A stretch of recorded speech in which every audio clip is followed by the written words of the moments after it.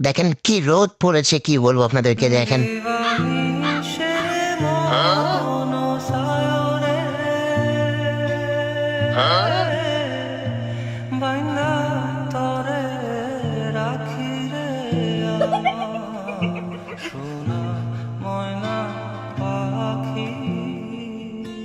তো যখন আমি ফাইজলামি করা শেষ, মানুষের গোসল দেখতে নাই, বুঝতে পেরেছেন? এভাবে তাকাবেন না।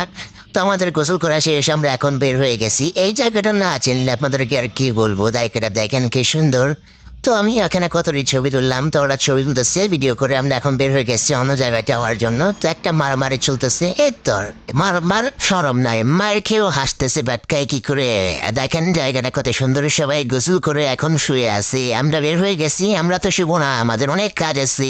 আমরা এখন এখান থেকে রওনা দিয়েছি, আরেকটা জায়গায় যাবো। বলতেছি আমার ভিডিও কর, জায়গাটা অনেক সুন্দর লাগতেছে। তো আমরা আরেক জায়গায় আসছি, ওরে বাবা হ্যান্ডসাম লাগতেছে তো।